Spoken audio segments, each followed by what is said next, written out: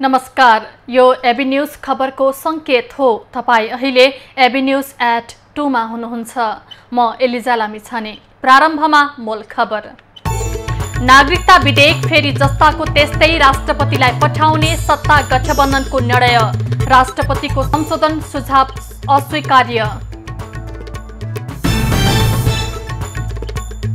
राष्ट्रिय सहमतिमा नागरिकता विधेयकलाई नयाँ ढंगले अघि बढाउन प्रतिपक्षी एमालेको माग। राष्ट्रपतिलाई विवादमा ल्याउन खोजिएको भन्दै आपत्ति। निर्वाचनमा बाबुराम भट्टराईलाई आफ्नो चुनाव चिन्ह प्रयोग गर्न दिने माओवादीको निर्णय। वामदेव गौतम पनि हसिया हथौडाबाटै चुनाव लड्ने। मंसिर 4 गते हुने निर्वाचन निष्पक्ष बनाउने गरी काम गरिरहेको प्रहरी प्रमुख सिंहको भनाई। चुनाव भयरहित हुनेमा शंका नगर्न आग्रह। अब खबरको सिलसिला प्रारम्भ गरौं नागरिकता विधेयक सम्बन्धी प्रसंगबाट। राष्ट्रपति विद्यादेवी भण्डारीले सन्देश सहित फिर्ता पठाएको नागरिकता विधेयक सम्बन्धी पत्र प्रतिनिधि सभामा पढेर सुनाइएको छ। मंगलबारको प्रतिनिधि सभाको बैठकमा प्रतिनिधि सभाका सचिव कवीरनाथ योगीले राष्ट्रपतिका तर्फबाट सचिव यादव प्रसाद कोइरालाले पठाएको पत्र पढेर सुनाएका हुन्। पत्रमा साउन 6 गते नै पारित भएर सभामुखबाट प्रमाणित भई राष्ट्रपति समक्ष प्रमाणीकरणको लागि पठाइएको विधेयक संशोधन हुनु वाञ्छनीय भएको भन्दै सन्देश सहित फिर्ता पठाउने निर्णय भएको उल्लेख गरिएको छ। राष्ट्रपति श्रीमती विद्यादेवी भण्डारीज्यूबाट नेपालको संविधानको धारा 113 को उपधारा 3 बमोजिम सन्देश सहित यो विधेयक प्रतिनिधि सभामा फिर्ता पठाउने निर्णय भएकोले नेपाल नागरिकता ऐन 2063 लाई संशोधन गर्न बनेको विधेयक यसै साथ पठाइएको बेहोरा साधारण अनुरोध छ। पत्रमा नागरिकता कानून बनाउँदा ऐतिहासिक पक्षहरूको समग्र अध्ययन गर्न आवश्यक रहेको, नागरिकताका सिद्धान्तहरू स्पष्टता, अंगीकृत नागरिकताको विषयलाई स्थायी रूपमा समाधान, प्रतिनिधि सभा राज्य व्यवस्था तथा सुशासन समितिको प्रतिवेदन जस्ता विषयमा प्रश्न उठाइएको छ।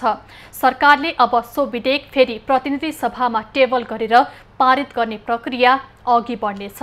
त्यसपछि राष्ट्रिय सभाबाट पारित भएर आएको विधेयकलाई प्रतिनिधि सभाले स्वीकृत गरी प्रमाणीकरणको लागि राष्ट्रपति कहाँ पठाइन्छ। यसरी पठाइएको विधेयक राष्ट्रपतिले पुनः फिर्ता गर्न मिल्दैन। सरकारले नागरिकता विधेयक जस्ताको त्यस्तै फेरि अघि बढाउने भएको छ। सत्तारूढ 5 दलीय गठबन्धनले राष्ट्रपति विद्यादेवी भण्डारीले सदनमा फिर्ता पठाएको नागरिकता सम्बन्धी विधेयक फेरि जस्ताको त्यस्तै दुवै सदनबाट पारित गरेर प्रमाणीकरणको लागि पठाउने निर्णय गरेको हो। आज बिहान बालुवाटारमा बसेको सत्ता गठबन्धनको बैठकले विधेयकलाई फेरि जस्ताको त्यस्तै पास गरेर राष्ट्रपति कहाँ पठाउने निर्णय गरेको हो। यसअघि दुवै सदनबाट पारित भएको विधेयक प्रमाणीकरणको लागि पेश गर्दा राष्ट्रपति भण्डारीले संशोधन गर्न सुझाव दिँदै फिर्ता पठाएकी थिइन्।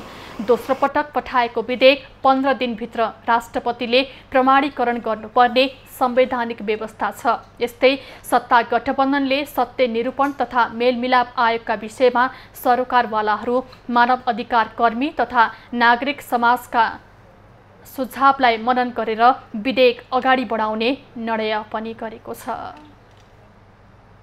प्रहरी समायोजन माग गर्दै संघीय सरकार विरुद्ध मध्य प्रदेश सरकारले थालेको आन्दोलन स्थगित गरेको छ। अब चुनावपछि बन्ने सरकारले प्रहरी समायोजन गर्ने आश्वासन दिएपछि आन्दोलन स्थगित गरिएको मुख्यमन्त्री लालबाबु राउतले जानकारी दिए। संविधानत तत्काल प्रदेश सरकारले प्रदेशवासीको शान्ति सुरक्षा गर्न नसके पनि संघीय सरकारबाट सकारात्मक आश्वासन आएको उनको भनाइ छ। प्रदेश प्रमुख हरिशंकर मिश्रले चुनावपछि प्रहरी समायोजन गर्ने प्रतिबद्धता केन्द्र सरकारले गरेको पत्रकार सम्मेलनमा जानकारी दिए। प्रहरी समायोजनको अधिकार नदिएको भन्दै मध्य प्रदेशका मुख्यमन्त्री राउत सहित मन्त्रीहरू साउन 29 देखि धरनामा बसेका थिए। प्रदेश प्रमुखको कार्यालय अगाडि एक सातासम्म चल्ने भनिएको धरना तेस्रो दिनमा स्थगित भएको हो। संविधानमा भएको प्रहरी सम्बन्धी व्यवस्थालाई लिएर संघ र प्रदेश सरकारबीच विवाद हुँदै आएको छ। प्रमुख प्रतिपक्षी नेकपा एमाले राष्ट्रिय सहमतिका नागरिकता विधेयकलाई नयाँ ढङ्गले अघि बढाउन आह्वान गरेको छ। प्रतिनिधि सभाको आजको बैठकमा एमालेका मुख्य सचेतक विशाल भट्टराईले नागरिकता विधेयकमा विवाद नगरी राष्ट्रिय सहमतिको साथ अघि बढाउन आह्वान गरेका हुन्। उनले नागरिकता विधेयक फिर्ता भएसँगै राष्ट्रपतिलाई विवादमा ल्याउन खोजिएको भन्दै आपत्ति पनि जनाए। सँग जोडेर उहाँलाई जसरी हेर्ने गरिएको छ, संविधानको धारा 114 मा अध्यादेश सम्बन्धी हामीले व्यवस्था गरेका छौँ। सभामुख महोदय 114 मा कहीँ पनि राष्ट्रपतिले अध्यादेशमा पुनर्विचार गर्ने व्यवस्था उल्लेख भएकै छैन। हामी विधेयक र अध्यादेशलाई किन एक ठाउँ बनाएर मिसमास गर्न चाहन्छौँ र विवादित पार्न चाहन्छौँ। मुख्य सचेतक भट्टराईले नागरिकता सम्बन्धी अध्यादेश र विधेयक एउटै नभएकाले यस विषयमा राष्ट्रपति जस्तो गरिमामय पदलाई विवादित बनाउन नहुने पनि उल्लेख गरे। उनले नागरिकले स्वतः प्राप्त गर्नुपर्ने सुविधा भएको भन्दै यस विषयमा सिङ्गो मुलुकमा जनतालाई विभाजित गर्ने गरी छलफल र चर्चा हुनु मुलुकको हितमा नरहेको धारणा पनि राखे। वैवाहिक अङ्गीकृतलाई नागरिकता दिन कम्तीमा 7 वर्षको समयसीमा राख्न पनि नेता भट्टराईले माग गरे। यसअघि लामो समय संसदीय समितिमा छलफल भएको नागरिकता विधेयक फिर्ता दिएर सरकारले ल्याएको अर्को विधेयक राष्ट्रपति कार्यालयबाट फिर्ता भएर छलफलको अर्को अवसर प्राप्त भएको उनको भनाइ थियो। नागरिकता विधेयक संसदमा फिर्ता गरेको विरोधमा नेपाली कांग्रेस पर्साले आज वीरगञ्जमा प्रदर्शन गरेको छ। पर्सा कांग्रेसले विधेयक फिर्ता गर्ने कार्य गलत भएको भन्दै राष्ट्रपति विद्यादेवी भण्डारीको राजीनामा माग गर्दै प्रदर्शन गरेको हो। कांग्रेसले निकालेको विरोध जुलुसले वीरगञ्ज नगर परिक्रमा गरेको थियो। र्याली घण्टाघरमा आएर कोट सभामा परिणत भएको थियो। सभालाई सम्बोधन गर्दै नेपाली कांग्रेस पर्सा क्षेत्र नम्बर 2 का क्षेत्रीय सभापति मोहम्मद सदाबुद्दिन लगायतले राष्ट्रपति भण्डारीले राजनीतिक पूर्वाग्रह राखेर विधेयक फिर्ता गरेको आरोप लगाए। विधेयक फिर्ता गर्ने कार्य नागरिकताविहीन नेपाली जनतामाथिको अपमानको संज्ञा समेत उनीहरूले दिएका छन्। नेकपा माओवादी केन्द्रले बाबुराम भट्टराई नेतृत्वको नेपाल समाजवादी पार्टी र वामदेव गौतम नेतृत्वको नेकपा एकता राष्ट्रिय अभियानलाई आफ्नो चुनाव चिन्ह प्रयोग गर्न दिने निर्णय गरेको छ। आज बिहान बसेको स्थायी कमिटी बैठकले भट्टराई र गौतम नेतृत्वको पार्टीलाई प्रतिनिधि सभा र प्रदेश सभाको निर्वाचनमा आफ्नो निर्वाचन चिन्हमा चुनाव लड्न दिने निर्णय गरेको हो। दुवै पार्टीलाई दिने सिट र उनीहरूका शर्तका विषयमा गठबन्धनमा समेत छलफल गरेर निष्कर्षमा पुग्ने निर्णय पनि माओवादीले गरेको छ। उहाँहरूका पार्टीका अरू सदस्यहरूलाई पनि नेकपा माओवादी केन्द्रको चुनाव चिन्ह रसिया हतौडामा चुनाव लड्नको निमित्त हामीले उहाँहरूलाई स्वीकृति गर्यौँ। एउटा निर्णय त्यही हो। बाँकी केही शर्तहरू छन् उहाँहरू राखेका। ती शर्तको विषयमा अझ उहाँहरूसँग छलफल गर्ने, फेरि त्यति मात्रै होइन, गठबन्धन छ, गठबन्धनभित्र पनि छलफल गरेर टुङ्गो लाउने कुरा भएको छ। सहमतिसँगै सङ्घ र प्रदेशको निर्वाचनमा नेपाल समाजवादी पार्टी र नेकपा एकता राष्ट्रिय अभियानका नेताहरू हसिया हत्यौडाबाट चुनाव लड्ने भएका छन्। 2074 को प्रतिनिधि सभा चुनाव बर्दिया 1 बाट हारेका वामदेव पछि मन्त्री परिषदको सिफारिसमा राष्ट्रपतिबाट राष्ट्रिय सभा सदस्यमा नियुक्त भएका थिए। एमाले विभाजनको बेला कुनै पनि पक्षमा नलागेका उनी पछिल्लो समय वामपन्थी घटक मिलाउने अभियानमा सक्रिय थिए। भट्टराईले भने 2074 मा कांग्रेससँग गठबन्धन गरेर गोर्खा 2 बाट प्रतिनिधि सभा सदस्य जितेका थिए। जसपा विभाजन गरेर उनले भर्खरै नयाँ दल दर्ता गरेका हुन्। माओवादी स्थायी समिति बैठक बुधबार पनि बस्ने बताइएको छ। बैठकमा प्रदेश र प्रतिनिधि सभा चुनावको तयारी, सातै प्रदेशमा गर्ने भनिएको प्रशिक्षण लगायत समसामयिक विषयमा छलफल हुने कार्यतालिका रहेको छ। मङ्सिर 4 गते हुने प्रतिनिधि सभा र प्रदेश सभा निर्वाचनको लागि दल दर्ताको समय आज सकिँदैछ। आयोगले निर्माण गरेको कार्यतालिका अनुसार दल दर्ताको समय आज सकिन लागेको हो। आयोगले निर्वाचनको लागि साउन 19 गतेबाट दल दर्ता सुरु गरेको थियो। निर्वाचन कार्यतालिका अनुसार आयोगमा दर्ता कायम रहेका राजनीतिक दलले प्रतिनिधि सभा र प्रदेश सभा सदस्य चुनावमा भाग लिन आयोगमा दल दर्ता खुला गरिएको हो। निर्वाचन प्रयोजनको लागि सबैभन्दा पहिला सीके राउत नेतृत्वको जनमत पार्टी दर्ता भएको थियो। सत्तारूढ नेपाली कांग्रेस लगायत दलले आज दल दर्ताको तयारी गरेका छन्। सोमबारसम्म सङ्घ र प्रदेश निर्वाचनको लागि आयोगमा 62 वटा दल दर्ता भएका छन्। आयोगमा साउन 19 गतेसम्म 116 दल दर्ता भएका छन्। दल दर्ताको लागि आयोगमा राजनीतिक पार्टीको लेखा परीक्षण प्रतिवेदन, निर्वाचन आयोगमा यसअघि भएको दर्ता नम्बर, पार्टीको महाधिवेशन लगायतका कागजात पेश गर्नुपर्नेछ। मङ्सिर 4 गते हुने निर्वाचनको लागि आयोगले कार्यतालिका समेत सार्वजनिक गरिसकेको छ। प्रहरी महानिरीक्षक धीरज प्रताप सिंहले मङ्सिर 4 गते हुने निर्वाचन भयरहित र निष्पक्ष बनाउने लक्ष्यका साथ प्रहरीले काम गरिरहेको बताएका छन्। आज जनकपुरमा प्रदेश स्तरीय अपराध अनुसन्धान समीक्षा गोष्ठीलाई सम्बोधन गर्दै उनले चुनाव भयरहित र निष्पक्ष हुनेमा कुनै शङ्का नगर्न आग्रह गरेका हुन्। पछिल्लो समयमा धेरै अपराध प्रविधिसँग जोडेर हुन थालेको भन्दै प्रहरी प्रमुख सिंहले प्रदेश स्तरमै साइबर सम्बन्धी उजुरी दर्ता गर्ने व्यवस्था मिलाउन निर्देशन समेत दिए। विभिन्न कारणले चाहिँ यहाँ जगती अपराध र अपराधको साथसाथै यो सबै जिल्ला भागसँग चाहिँ जोडिनु भएको हुनाले केही तस्करीको समस्या पनि प्रदेशमा रहेको कुरा म मन्त्रीजीमा अनुरोध गर्न चाहन्छु। प्रहरी प्रमुख सिंहले अपराध अनुसन्धानको सवालमा अनुसन्धान गर्ने, अभियोजन गर्ने र न्याय निरूपण गर्ने बीच समन्वय हुनुपर्नेमा जोड दिए। अपराध अनुसन्धान ब्युरो प्रमुख एआइजी उत्तमराज सुवेदीले पहिला अपरिचित व्यक्तिबाट अपराध हुने भए पनि अहिले चिन्जानकै व्यक्तिबाट हुन थालेको पनि बताए। अबको दिनमा हाम्रो परम्परागत अपराध अनुसन्धान शैली, हाम्रो क्षमता र हाम्रो क्रियाकलापले अबको अनुसन्धान हुँदैन। यो हामी सबैले बुझ्नुपर्ने अवस्था आएको छ। मधेस सरकारका गृह एवं सञ्चार मन्त्री भरत शाहले लागू औषधको ट्रान्जिट पोइन्ट मधेसका जिल्लाहरू बनेको भन्दै प्रहरीले त्यसलाई न्यूनीकरण गर्न पहल गर्नुपर्ने पनि बताए। मधेस सरकारले हाम्रो गृह मन्त्रालयले फोरेन्सिक ल्याबको लागि हामी आवश्यक प्रक्रियाहरूलाई अगाडि बढ्छौँ भन्ने जानकारी गराउन चाहन्छु। प्रदेश स्तरीय अपराध अनुसन्धान समीक्षा गोष्ठी प्रदेश अन्तर्गतका प्रहरी निकायका प्रमुख तथा सरोकारवालाको उपस्थिति रहेको थियो। नेपाली सेनाले अमेरिकी सेनासँग 1 महिने संयुक्त सैन्य अभ्यास गर्ने भएको छ। नेपाली सेनाको जनसम्पर्क तथा सूचना निर्देशनालयका अनुसार आजदेखि भदौ 31 सम्म दुई देशका सेनाको संयुक्त अभ्यास हुने भएको हो। नेपाली सेनाको श्री सिंह महावीर योजना तथा समन्वय महाशाखा अन्तर्गत रहेका रेन्जर गणहरू र अमेरिकी सेनाको टुकडी बीच संयुक्त अभ्यास हुने सेनाले जनाएको छ।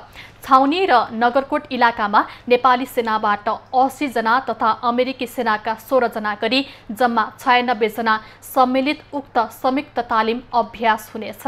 सशस्त्र द्वन्द्व सम्बन्धी कानुन र सैन्य निर्णय प्रक्रिया लगायतका विषयमा सैन्य अभ्यास हुने सेनाले विज्ञप्ति मार्फत जनाएको छ।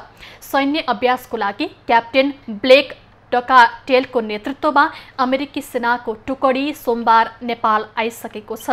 अमेरिकी सेनाको विशेष फौजसँग माओवादी द्वन्द्वकालदेखि नै नेपाली सेनाले सहकार्य गरे पनि संयुक्त सैनिक अभ्यासका रूपमा सन् 2015 देखि ब्यालेन्स नेल र टेक नेललाई अघि बढाइएको हो। सेनाले भारतीय र चिनिया सेनासँग पनि संयुक्त सैन्य अभ्यास गर्दै आएको छ। नेपाली कांग्रेसले स्थानीय तहका जनप्रतिनिधिहरूको लागि आयोजना गरेको 2 दिने प्रशिक्षण आज सकिँदैछ। वैशाखमा सम्पन्न स्थानीय निर्वाचन जितेका जनप्रतिनिधिलाई कांग्रेसका शीर्ष नेता तथा विज्ञहरूले प्रशिक्षण दिएका हुन्। प्रशिक्षणमा कांग्रेसका तर्फबाट निर्वाचित देशभरका पालिकाका प्रमुख, उपप्रमुख, गाउँपालिकाका अध्यक्ष, उपाध्यक्ष र जिल्ला समन्वय समितिका प्रमुख र उपप्रमुख सहभागी छन्। प्रशिक्षण उपसभापति पूर्णबहादुर खड्का प्रमुख रहेको कांग्रेसको केन्द्रीय नीति अनुसन्धान तथा प्रशिक्षण प्रतिष्ठानले जनप्रतिनिधिको लागि प्रशिक्षण आयोजना गरेको हो। प्रशिक्षणको हिजो पार्टी सभापति शेरबहादुर देउवाले उद्घाटन गरेका थिए। उद्घाटनको क्रममा उनले टिकट वितरण न्यायोचित हुने भन्दै पार्टीका उम्मेद्वारलाई जिताउने अभियानमा जुट्न जनप्रतिनिधिलाई निर्देशन दिएका थिए। प्रशिक्षणमा 700 भन्दा बढी जनप्रतिनिधिहरूको सहभागिता रहेको छ। लामो समयदेखि धादिङको धुनीबेसी गाउँपालिका 1 स्थित बन्चरे डाँडा ल्यान्डफिल्ड साइटमा काठमाडौँको फोहोर निर्बाध विसर्जन हुन थालेको छ। स्थानीयले 3 महिना समय सीमा दिँदै आन्दोलन फिर्ता लिएपछि आज बिहानैदेखि फोहोर बोकेर गाडीहरू काठमाडौँबाट ल्यान्डफिल्ड साइटमा निर्बाध गइरहेको काठमाडौँ महानगरपालिकाले जनाएको छ। सोमबारसम्म सत्तारूढ दलकै नेता, कार्यकर्ता र स्थानीयले फोहोर विसर्जनमा अवरोध गर्दै आएका थिए। अवरोधका बीच महानगरले सोमबार 203 गाडी फोहोर विसर्जन गरेको थियो। धादिङ प्रहरी र नुवाकोट प्रहरीले पनि बाटोमा कुनै अवरोध नभएको जानकारी दिएको छ। नेपाली कांग्रेसका महामन्त्री गगन थापाले समाजलाई फाइदा हुने गरी कार्य सम्पादन गर्न लोकतान्त्रिक खेलकुद संघलाई सुझाव दिएका छन्। आज काठमाडौँमा नेपाल लोकतान्त्रिक खेलकुद संघ बागमतीको प्रशिक्षण कार्यक्रमलाई सम्बोधन गर्दै उनले भविष्य पनि उज्जवल र देशको पनि सेवा हुने भएकाले खेलमा ध्यान केन्द्रित गर्न युवाहरूलाई अनुरोध गरेका हुन्। महामन्त्री थापाले 2 हप्ताभित्र कमिटी बनाएर आवश्यक खेल कार्यक्रम तय गर्न महासंघलाई निर्देशन समेत दिए।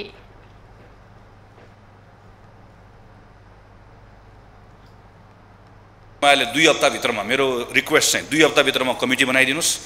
कमिटी बनाउन साथै एउटा कार्यक्रम राखिदिइहाल्नुस्। त्यसपछि गएर त्यहाँभित्रको खेलाडीहरू जो छ जसलाई मद्दत गर्नु जे गर्नुपर्ने त्यसको सानो एउटा रिपोर्ट बनाउनुस्। वडामा जाने एउटा निवेदन दिने, ल यो चाहियो भनेर दिन्छ दिँदैन थाहा छैन, तर त्यो एक्टिभिटिज बढाउनुस्। र भदौको मसान्तमा दसैँको मौका पारेर 12वटा इकाइले दसैँको बेलामा जे गरे पनि हुन्छ। महामन्त्री थापाले कुलतमा फस्ने युवाहरूको संख्या बढ्दै गएको अवस्थामा युवाहरूलाई विभिन्न खेलमा आबद्ध गराए युवाहरूले सही बाटो समात्ने पनि उल्लेख गरे। उनले खेल मार्फत समाज रूपान्तरणमा योगदान गर्न पनि महासंघलाई सुझाव दिए। खबरको सिलसिला अझै जारी छ, हामीसँगै रहनुहोला। अब बाँकी खबर। विदेशमा सेवा परामर्श दिए बापत आमदानी गर्ने नेपाली कम्पनीले दैनिक 15 लाख रुपैयाँसम्म रेमिटेन्स स्वदेश पठाउन पाउने भएका छन्। राष्ट्र बैंकले दैनिक 10 लाख रुपैयाँसम्मको सीमालाई 15 लाख बनाएको हो। नेपाली कम्पनी वा संस्थाले विदेशमा सेवा परामर्श दिए बापत गरेको आमदानी रेमिटेन्स कम्पनी मार्फत नेपाल पठाउने सीमा केन्द्रीय बैंकले 5 लाख बढाएको हो। ती कम्पनीले एकै पटक वा पटक पटक गरी 15 लाख रुपैयाँसम्म रकम पठाउन सक्ने व्यवस्था बैंकले गरेको हो। राष्ट्र बैंकले एकीकृत निर्देशन परिमार्जन गरी उक्त सीमा बढाएको हो। यो सीमा वैदेशिक रोजगारमा गएका नेपालीले पठाउने रेमिटेन्सको लागि नभएको बैंकले स्पष्ट पारेको छ। बोलबम तीर्थयात्रीको कारण धरानको पिण्डेश्वरमा जम्मा भएको फोहोर लायन्स र लियो क्लबको टोलीले सफा गरेको छ। 1 महिने मेलाको क्रममा जम्मा भएको फोहोर लायन्स क्लब विजयपुर धरान र लियो क्लब विजयपुरले सफा गरेको हो। सरसफाई अभियन्ताहरूले मन्दिरमा थोरै फलफुल चढाएर बाँकी गरिब तथा दिन दुखीलाई बाँडेर फोहोर घटाउन भक्तजनलाई सुझाव दिएका छन्।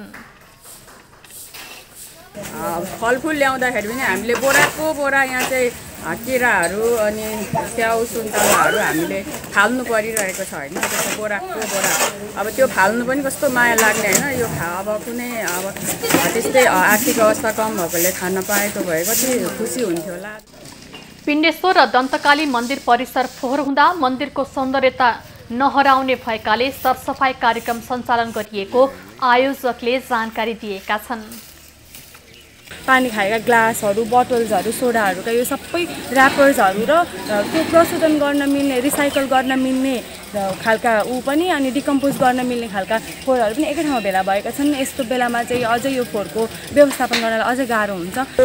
टाइम यत्तिकै वेस्ट गर्नुभन्दा एउटा कुनै अर्गनाइजेसनमा लागेर अनि त्यो थ्रुबाट एउटा केही काम अब समाजलाई हुने केही गर्नलाई त्यसको लागि चाहिँ लागि परेको। भक्तजनहरूले फालेका प्लास्टिकको ग्लास, कागजका प्लेट, खानेकुरा आदिले गर्दा केही समयदेखि पिण्डेश्वर मन्दिर परिसर दुर्गन्धित रहेको थियो। निःशुल्क खाना र पानी वितरण गर्नेले पनि मन्दिर परिसर सफा नगरेको स्थानीयको गुनासो छ। सिराहाका मिटर ब्याज पीडितहरूले फर्जी तमसुक खारेज गर्न माग गर्दै प्रदर्शन गरेका छन्। पीडितले जिल्ला अदालत सिराहा अगाडि तमसुक खारेजीको मागसहित प्रदर्शन गरेका हुन्। प्रदर्शनपछि पीडितहरूले मिटर ब्याज मार्फत ठगी गर्नेहरूलाई कारबाहीको माग गर्दै ज्ञापन पत्र समेत बुझाएका छन्। मिटर ब्याजी विरुद्ध सङ्घर्ष समिति मध्य प्रदेशका संयोजक मनोज कुमार पासवानले जिल्ला अदालत सिराहाका श्रेष्ठदार जगदीश भट्टराईलाई ज्ञापन पत्र बुझाएका हुन्। ज्ञापन पत्रमा मिटर ब्याजीले बनाएका तमसुक खारेज गर्न र दोषीलाई कारबाही गर्न माग गरिएको छ। मिटर ब्याजी सङ्घर्ष समिति मध्य प्रदेश कमिटीको अगुवाईमा प्रदर्शन र ज्ञापन पत्र बुझाइएको हो। नेपालमा बर्खे धान रोपाई उत्साहजनक रूपमा सकिएको कृषि मन्त्रालयले जनाएको छ। गत वर्षको 97% क्षेत्रफलमा रोपाई भएकोमा यो वर्ष करिब 96% क्षेत्रमा मात्रै रोपाई भएको मन्त्रालयले जनाएको छ। समयमा पानी नपरेको कारण तराई क्षेत्रमा ढिलो गरी रोपाई भएको छ। हिमाल पारीका 2 जिल्ला मनाङ र मुस्ताङ बाहेक 75 जिल्लामा रोपाई सकिएको छ। यो वर्ष 24 जिल्लामा 100% रोपाई भएको छ। यस वर्ष कर्णाली प्रदेश र सुदूरपश्चिम प्रदेशमा 79%, लुम्बिनीमा 90%, बागमतीमा 97%, मध्य प्रदेशमा 93% र प्रदेश 1 मा पनि 93% क्षेत्रफलमा रोपाई भएको छ। गत वर्ष 13,42,819 हेक्टर जमिनमा धान रोपाई भएको थियो। यस वर्ष भने 14,17,131 हेक्टर क्षेत्रफलमा धान रोपाई भएको छ। गत वर्षभन्दा यस वर्ष 74,312 हेक्टर बढी क्षेत्रफलमा धान रोपाई भएको हो। नेपालमा झण्डै 16 लाख हेक्टर जमिनमा धान खेती गरिन्छ। सामाजिक अपराधका घटनामा न्यूनीकरण गर्नको लागि भोजपुरमा न्यायिक समितिले कानुनी सेवाबारे अभियान सञ्चालन गरेको छ। पौवादुङमा गाउँपालिकाले विभिन्न समूहमा रहेर सचेतनाको कार्यक्रम अघि बढाएको हो। कानुनी ज्ञानको अभावमा समाजमा विभिन्न आपराधिक घटनाबाट हुने सजायको बारे स्थानीयहरू अनभिज्ञ हुने गरेका छन्। भोजपुरको पौवादुङमा गाउँपालिकाले कानुनी सचेतना अभियान सञ्चालनमा ल्याएको छ। गाउँपालिकाबाट सञ्चालित न्यायिक समितिले कानुनी सेवाको विषयमा जानकारी गराउने उद्देश्यले अभियानको थालनी गरेको हो। कार्यक्रम मार्फत गाउँपालिका भित्रका आमा समूह, महिला स्वास्थ्य स्वयंसेविका लगायतले ज्ञान हासिल गरेका छन्। कस्तो घटना हुँदा कहाँ उजुरी वा गुनासो सुनाउने, गाउँपालिका वा प्रहरी कहाँ के भएमा जाने जस्ता कानुनी सेवाबारे जानकारी दिएको छ। विशेष गरेर हाम्रो यो पौवादुङमा गाउँपालिकाभित्रको 6वटै वडाहरूमा चाहिँ यो समुदाय स्तरमा चाहिँ कानुन सम्बन्धी जनचेतनामूलक कार्यक्रम भएको छ। त्यसमा चाहिँ विशेष गरेर स्वयंसेविकाहरूलाई होइन, त्यसै गरी आमा समूहका महिला दिदीबहिनीहरूलाई र विशेष गरेर 8-9-10 बालबालिकाहरूलाई गरेर लक्षित गरेर यो कार्यक्रम गरिएको छ। कानुनी चेतनासँगै गाउँपालिकाका न्यायिक समितिले प्रदान गर्ने अन्य सेवाको बारेमा समेत जानकारी गराइएको छ। गाउँपालिकाको सेवा वडा स्तरमै पाउँदा स्थानीय खुसी भएका छन्। कानुनी ज्ञानको अभावमा सानोतिनो घटनाहरू हुँदा पनि जिल्ला अदालत धाउनुपर्ने बाध्यता थियो। अबदेखि अब यो हाम्रा अधिवक्ता बुद्धिजीवी तीर्थ सर हुनुहुन्छ, उहाँले पनि राम्रै किसिमले अब यसको बारेमा सानोतिनो घटनाको बारेमा के गर्ने भन्ने प्रशिक्षण गराइसक्नु भएको छ। गाउँघरमा हुने कुटपिट, घरेलु हिंसा, जबरजस्ती करणी लगायतका विभिन्न खाले अपराधिक क्रियाकलापबाट हुने सजायको बारेमा जानकारी दिएसँगै अपराधिक घटनाहरू न्यूनीकरणमा सहयोग पुग्ने गाउँपालिकाले जनाएको छ। गाउँपालिकाले गरेको यो काम प्रशंसा योग्य रहेको स्थानीयले बताएका छन्। युवराज विष्ट, भोजपुर। 4 दशक अघि मध्य पहाडी राजमार्गमा बनेका मोटरेबल पुल मर्मतमा सरकारले चासो नदिँदा दुर्घटनाको जोखिम बढेको छ। 40 वर्ष अघि बनेका पुल मर्मत नहुँदा यात्रु जोखिमपूर्ण यात्रा गर्न बाध्य भएका हुन्।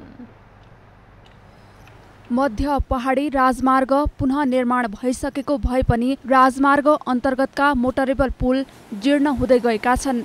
पोखरा बागलुङ सडक अन्तर्गत रहेका आम्बोट खोला, मोदी खोला, पाती खोलामा बनेका मोटरेबल पुल मर्मत तथा जीर्णोद्धार हुन नसक्दा पुलको खतरा बढेको हो।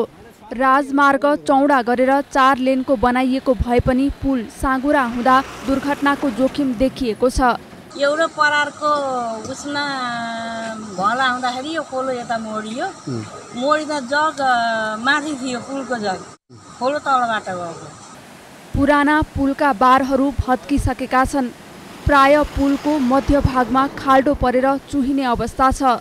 केही स्थानमा स्थानीयले बार हालेर दुर्घटनाबाट जोगाउने प्रयास गरेका छन्। ठूलो वर्षा हुँदा पुल आसपासका बासिन्दा त्रासमा बस्ने गरेका छन्। चिन्ता लागेको छ आफू लाउन त त्यही भएर अझ नयाँ एकदम पत्या राम्रो हुन्थ्यो भन्ने खतराकै महसुस भयो। अब तपाईँको पुल सानो छ होइन, मान्छे हिँड्दा पनि पैदल यात्रु हिँड्ने पनि बाटो छैन, अप्ठ्यारै छ। पुलमा पैदल यात्रु हिँड्ने ठाउँ नहुँदा यात्रा गर्न समेत कठिन हुने गरेको छ। केन्द्रदेखि स्थानीय तहको नजरमा पुल मर्मत नपरेको गुनासो सडक प्रयोगकर्ताको छ। बाटो चाख्लो भयो होइन, पुल चाहिँ साँगुरो भयो, लगभग 50 वर्ष भयो होला यो पुल बनाएको। अब चाहिँ यसको मर्मत सम्मत बेला बेला हुनु अनि चाहिँ यो गरिराख्नु पर्ने हो।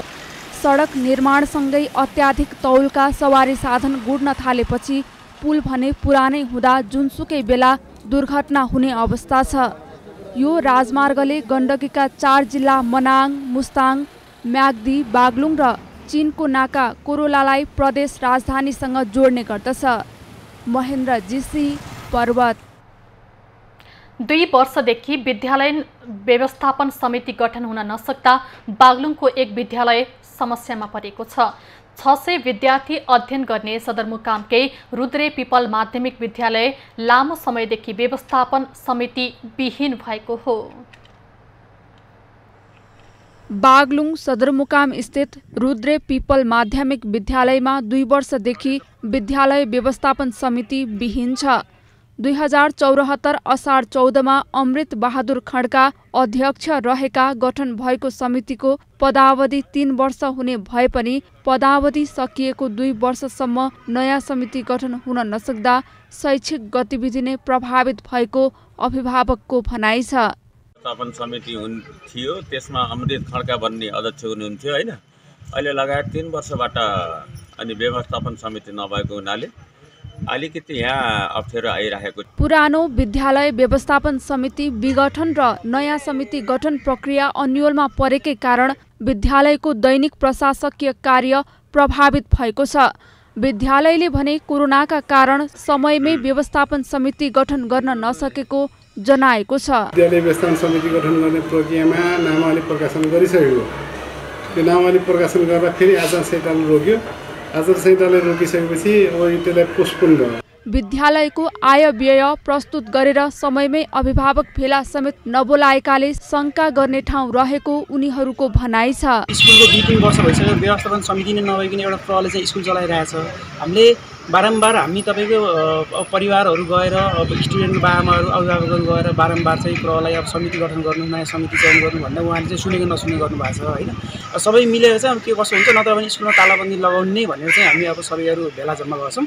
शिक्षा नियमावली व्यवस्थापन समितिको पदावधि सकिन 1 महिना बाँकी रहँदै प्रधानाध्यापकले नयाँ समिति गठन प्रक्रिया अगाडि बढाउनु पर्ने व्यवस्था छ, तर रुद्रे पिपलमा भने त्यसका लागि 2 वर्षसम्म पहल भएको छैन।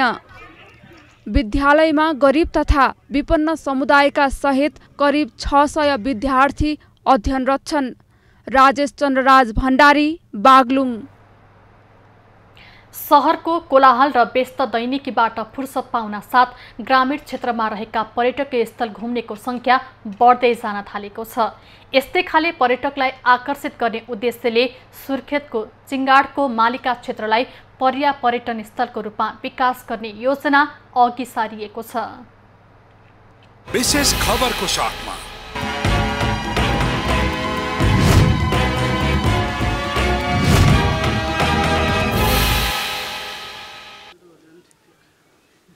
सुर्खेतकै अग्लो स्थान मानिएको मालिका क्षेत्रमा पर्यटकीय पूर्वाधार विकास गर्न थालिएको छ।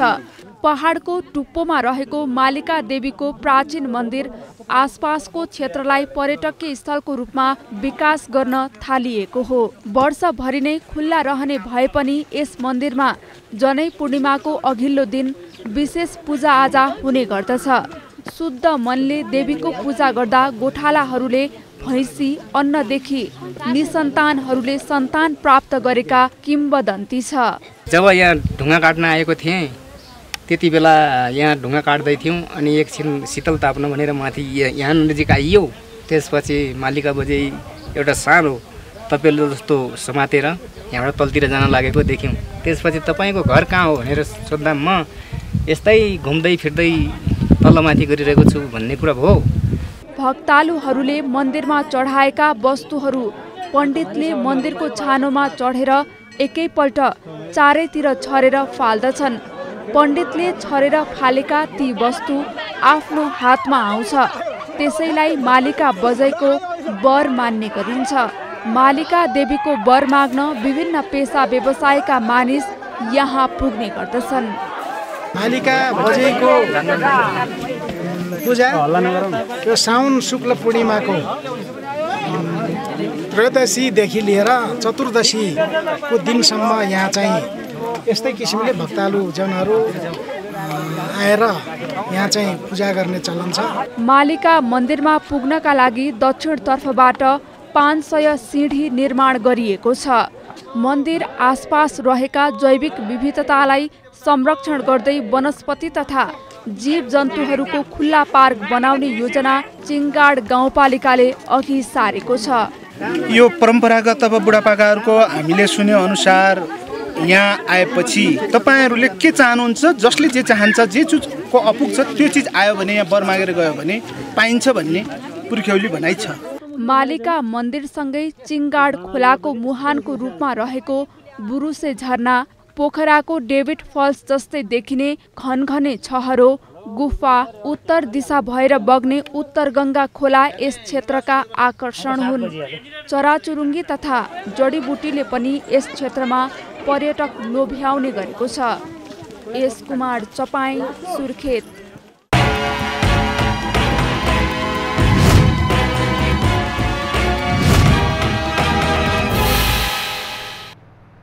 पछिल्लो समय आत्महत्याको तथ्याङ्क डरलाग्दो छ। मानसिक समस्याको कारण आत्महत्या गर्नेहरूको संख्या बढ्दो छ। प्रहरी तथ्याङ्क अनुसार 2 वर्षको अवधिमा 14,000 बढीले आत्महत्या गरेका छन्।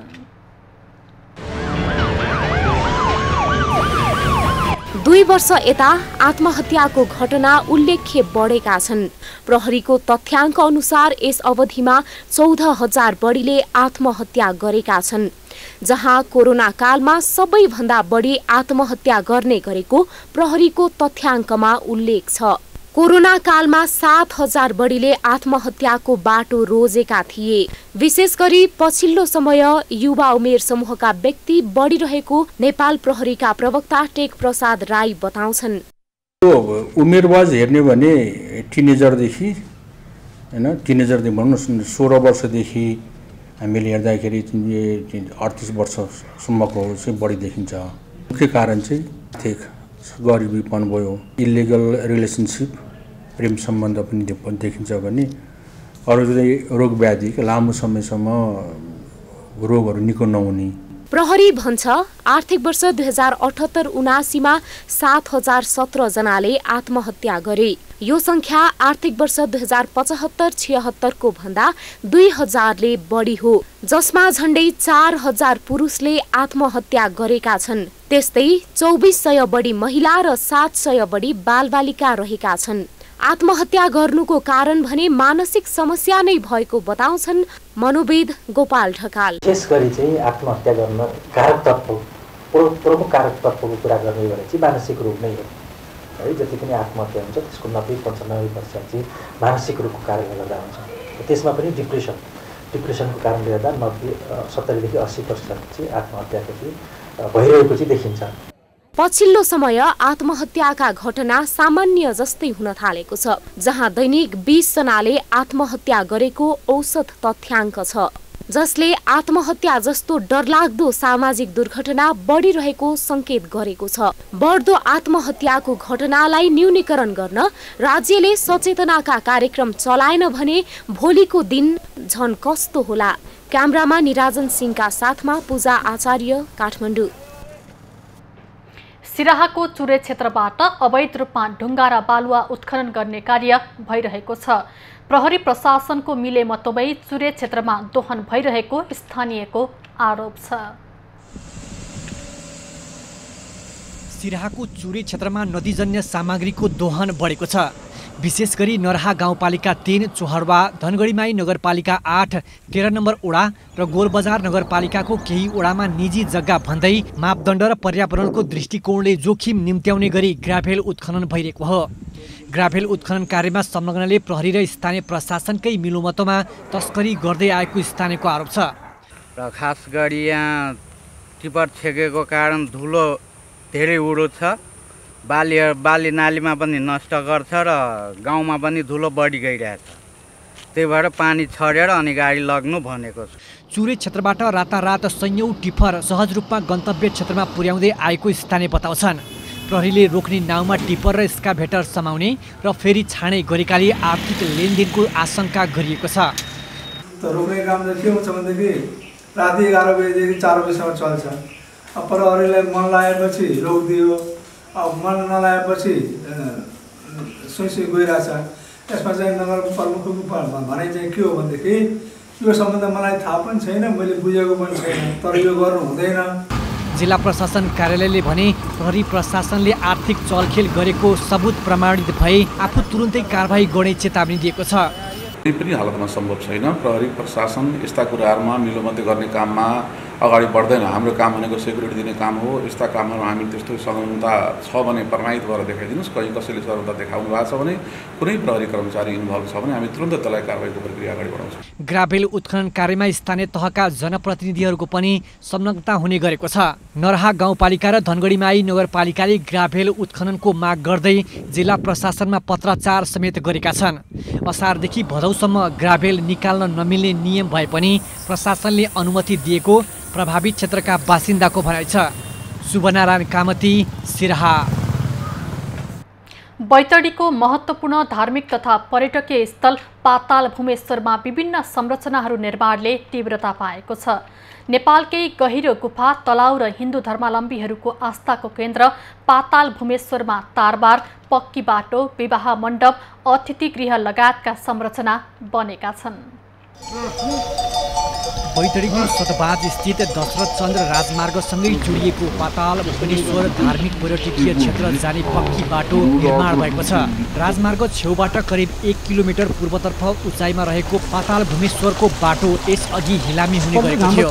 3 वर्षमा 25 लाख, दोस्रो वर्ष 20 लाख तथा 40 लाख र अहिले 25 लाखमा बाटो निर्माण कार्य पूरा भएको स्थानीयले बताएका छन्। तारबार, विवाह मण्डपसँगै अहिले पक्की बाटो निर्माणपछि आवत जावत गर्न सजिलो भएको छ। यस वर्ष निर्माण गरेको यस पिसिसीबाट चाहिँ पहिला हाम्रो यो बर्खामा हिँड्न नहुने बाटो थियो। 45 मिनट लाग्थ्यो, बुढाबुढी मान्छेहरू पनि हिँड्थे, 1-2 घन्टैसम्म पनि लाग्थ्यो। तर अब अहिले यो 1 किलोमिटर बाटो पिसिसी भएपछि 15 मिनटसम्ममा अहिले माथि पुग्न सक्नुहुन्छ। महाशिवरात्रि र साउन महिनामा पाताल भुवनेश्वरमा ठुलो मेला तथा पूजाआजा हुने गर्दछ। प्राकृतिक रूपमा निकै रमणीय रहेको यो क्षेत्रमा नेपाल मात्र होइन, छिमेकी भारतबाट पनि हिन्दू धर्मावलम्बीहरू आउने गर्छन्। विवाह व्रतबन्धका लागि महत्त्वपूर्ण गन्तव्य रहेको यहाँ पक्की बाटो निर्माणपछि दर्शन गर्न आउनेहरू खुसी भएका छन् भने पाताल भूमेश्वर आउनेहरूको सङ्ख्यामा पनि वृद्धि भएको छ। माटै हिले भएर जानु पनि अप्ठ्यारो थियो। अहिले चाहिँ हामीलाई 3 दिन, आज लगभग 6 दिन भयो। 6 दिनको पिरियडमा लगभग 2,500 जनाहरूले चाहिँ पूजाआजा गरे। उनीहरूले हामीले प्रत्येक व्यक्तिले चाहिँ हामीलाई आशीर्वाद दिएर गएकै छ। पाताल भूमेश्वरमा शिव मन्दिरसँगै मनोरम तलाउ रहेको छ। तलाउ मुनि दक्षिणबाट उत्तरतर्फ गहिराइमा रहेको करिब 1 किलोमिटर गुफा छ। गुफा मन्दिर र तलाउको पूजा गरे मनोकांक्षा पूरा हुने स्थानीयको भनाइ छ। पहिलाको भन्न हामीलाई पहिला कच्यार हुन्थ्यो त अनि चिप्लो हुन्थ्यो, आए बाहिरका मान्छे आए बल्ल इसामुन कसै जानु भन्थ्यो। अहिले हामीलाई तफु अप्ठ्यारो नै थिएन। अहिले निको मान लेख्यौँ हामीले। पाताल भूमेश्वर बैतडी सदरमुकामभन्दा 18 किलोमिटर पूर्वतर्फ रहेको छ। यो क्षेत्र धार्मिक महत्त्व र विवाह व्रतबन्धका लागि प्रसिद्ध हुनुका साथै अनौठो गुफा समेत रहेको छ। फ्रान्सेली गुफा विशेषज्ञ मोरिस डुसेनले सन् 2014मा 850 मिटरसम्म अध्ययन गरेर नेपालकै गहिरो गुफा हुन सक्ने बताएपछि पाताल भूमेश्वर चर्चामा आएको थियो। लोकेश साउद, बैतडी। खबरको सिलसिला अझै जारी छ, हामीसँगै रहनुहोला।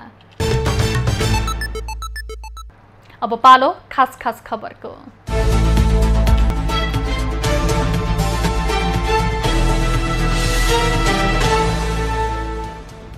राष्ट्रपतिको कार्यालयबाट सन्देशसहित संसदमा फिर्ता भएको नागरिकता विधेयकलाई फास्ट ट्र्याकबाट राष्ट्रपति समक्ष पठाउने तयारी गरिएको छ।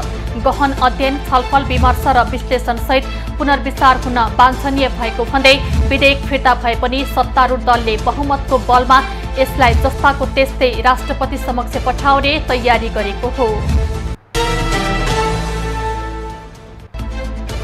राष्ट्रिय प्रजातन्त्र पार्टी राप्रपा नेपालका अध्यक्ष कमल थापाले फोहोरको राजनीति गरेर काठमाडौँ महानगरपालिकाका प्रमुख बालेन्द्र शाहलाई असफल नबनाउन आग्रह गरेका छन्। उनले नगर प्रमुख शाहले फोहोर व्यवस्थापनको लागि 1 वर्षभित्र दीर्घकालीन समाधान खोज्नुपर्ने बताउँदै त्यतिन्जेल सबैले सहयोग गर्नुपर्ने बताएका हुन्। नेपाल समाजवादी पार्टीले माओवादीसँग मिलेर एउटै चुनाव चिन्हबाट आउँदो निर्वाचनमा सहभागी हुने निर्णय गरेपछि डमर खतेौडाले पार्टी परित्यागको घोषणा गरेका छन्। उनले ट्विट गर्दै बाबुराम भट्टराईसँगको करिब 8 वर्षको सहकार्य अन्त्य भएको बताएका हुन्।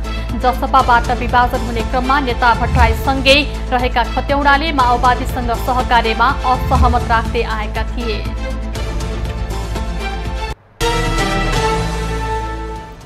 बुटवलका अग्रज पत्रकार वसन्त पोखरेलको निधन भएको छ।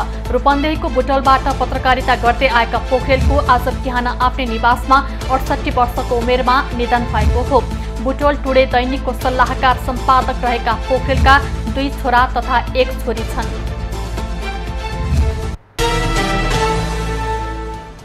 काठमाडौँबाट कुमिङका जाने हिमालय एयरलाइन्सका 4 वटा उडानमा चीनले रोक लगाएको छ। साउन 17 गतेको उडानमा 15 जना यात्रुमा कोरोना संक्रमण देखिएपछि चीनले उडानमा रोक लगाएको हो। चीनले भदौ महिनाको 7, 14, 21 र 28 गतेका उडानमा रोक लगाएको नागरिक उड्डयन प्राधिकरणले जनाएको छ। नेपाली बजारमा आज सुनको मूल्य प्रति तोला 700 रुपियाँले घटेको छ। नेपाल सुनचाँदी व्यवसायी महासंघका अनुसार आज छापावाला सुन 96,700 र तेजाबी सुन प्रति तोलामा 96,200 रुपियाँमा कारोबार भइरहेको छ। चाँदीको मूल्य पनि 15 रुपियाँले घटेर 1,220 रुपियाँमा कारोबार भइरहेको छ। सशस्त्र प्रहरीले बाँकेको जानकी गाउँपालिकाबाट 10 लाख मूल्य बराबरको याक्सा गुम्बा बरामद गरेको छ। अवैध रूपले नेपालबाट भारततर्फ लैजाँदै गरेको अवस्थामा सशस्त्रले 450 ग्राम याक्सा गुम्बा बरामद गरेको हो। याक्सा गुम्बा ल्याउने व्यक्ति गस्तीमा रहेको सशस्त्र प्रहरीलाई देख्न साथ भागेको प्रहरीले जनाएको छ। बरामद भएको याक्सा गुम्बा डिभिजन 1 कार्यालयलाई बुझाइएको छ। निर्वाचन आयोगले आगामी प्रतिनिधि सभा तथा प्रदेश सभा सदस्य निर्वाचनमा करिब 10 अर्ब रुपियाँ खर्च हुने अनुमान गरेको छ। आयोग पदाधिकारीको बैठकले आर्थिक कार्यविधि पारित गरेर सहमतिको लागि अर्थ मन्त्रालयमा पठाएको हो। निर्वाचन सामग्री स्थानीय चुनावभन्दा 4 गुणा बढ्ने हुँदा खर्च बढ्ने आयोगको अनुमान छ।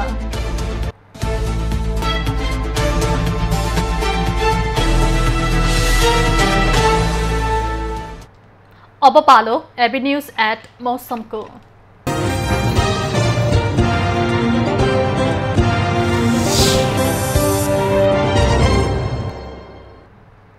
हाल देशका पहाडी भूभागमा आंशिकदेखि सामान्य बदली रही बाँकी भूभागमा आंशिक बदली रहेको छ।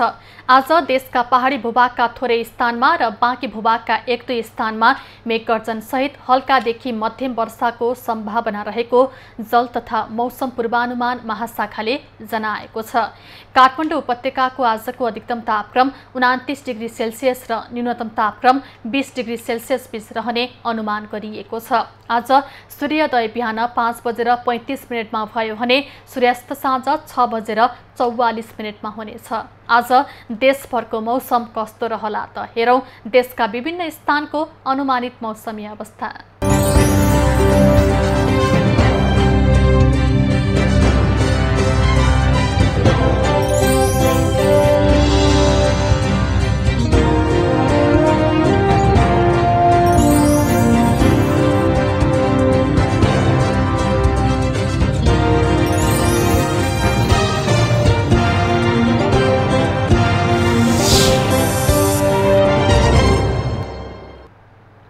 अहिलेलाई खबरको क्रम यति नै। एबी न्यूज खबरका यी सहित अन्य विस्तृत खबरको लागि www.abnews.tv लगइन गर्न सक्नुहुनेछ। युट्युब, फेसबुक र ट्विटरमा पनि हामीलाई फलो गर्न सकिनेछ। खबरभित्रको खबरको लागि हेर्दै रहनुहोला एबी न्यूज खबर। नमस्कार।